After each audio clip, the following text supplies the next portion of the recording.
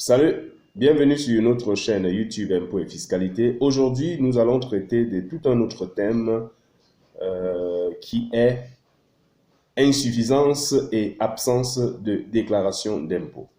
Que se passe-t-il lorsque vous avez omis de faire votre déclaration d'impôt ou lorsque vous avez fait une déclaration qui se trouve incomplète ou alors insuffisante? Alors, pour répondre à ces questions, nous allons parcourir trois étapes. La première consistera à définir c'est quoi une déclaration insuffisante, c'est quoi une déclaration euh, incomplète ou alors c'est quoi l'absence de déclaration. Deuxième étape, nous parlerons des sanctions en cas d'insuffisance ou d'absence de déclaration. Dans la dernière étape, nous allons mettre en relief un certain nombre de déclarations d'impôts et les sanctions qui s'y appliquent. Alors, dans cette partie, il est question de certaines déclarations que nous connaissons, que nous simplifions ou alors que nous ignorons, tout simplement. Alors, ce sera l'occasion de vous présenter quelles sont les sanctions lorsque vous vous exposez à cette omission ou à l'absence de ce genre de déclaration. Sans plus tarder, nous rentrons de plein pied dans notre thème. Alors, c'est quoi une insuffisance de déclaration?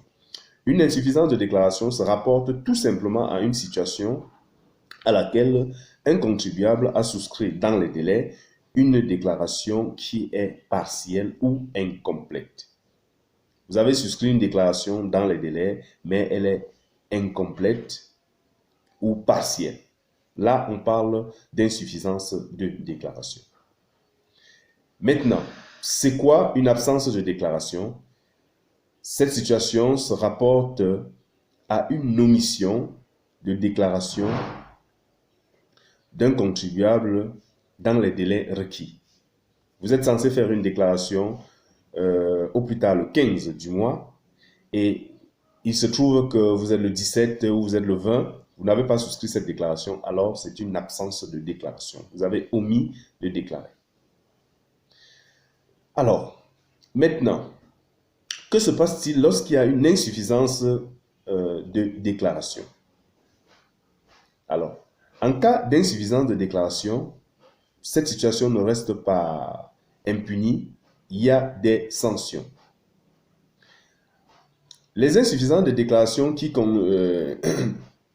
conduisent à un redressement de base d'imposition donnent lieu à l'application d'un intérêt de retard de 1,5% par mois, plafonné à 50%. 1,5% par mois plafonné à 50%, calculé sur la base des droits mis à la charge du contribuable partant autant pour moi du jour suivant la déclaration portant insuffisance au jour de la notification de redressement. Donc, alors, si vous étiez censé déclarer le 15 et le 15 février et qu'il se trouve que nous sommes déjà le 16 mars, que vous n'avez pas souscrit votre déclaration, alors vous serez frappé d'un intérêt de retard de 1,5% calculé à partir du 15 février au 15 mars. C'est-à-dire ça part du jour où vous êtes censé avoir déclaré jusqu'au jour où vous êtes notifié. Si vous êtes notifié à la veille du jour où vous êtes censé être notifié, si vous êtes notifié le 16, alors ça doit aller jusqu'au 15. Maintenant, en ce qui concerne les pénalités applicables seront de 3 degrés. Le premier degré, c'est 30% en cas de bonne foi, 100% en cas de mauvaise foi et 150% en cas de manœuvre frauduleuse sans préjudice de sanctions judiciaires. Vous le savez, le contribuable qui fait l'objet de fraude fiscale est exposé à des poursuites judiciaires. Nous aurons l'occasion de traiter ce thème-là dans nos vidéos futures. Et maintenant, enfin, absence de déclaration. Quelles sont les sanctions? Alors, dans cette partie, nous allons relever un certain nombre de déclarations que vous ignoriez ou alors que vous connaissiez, mais vous n'aviez pas une idée de la hauteur des sanctions. Alors, le premier cas ici, c'est le dépôt tardif, c'est-à-dire que le dépôt tardif après mise en demeure d'une déclaration faisant apparaître un impôt néant ou crédit. Si après mise en demeure, vous faites déposer une déclaration qui fait apparaître un impôt néant ou un crédit, vous vous exposez à une amende d'1 million de francs CFA. Dépôt tardif après mise en demeure d'une déclaration faisant apparaître un impôt néant ou crédit, vous vous exposez à une amende d'1 million de francs CFA.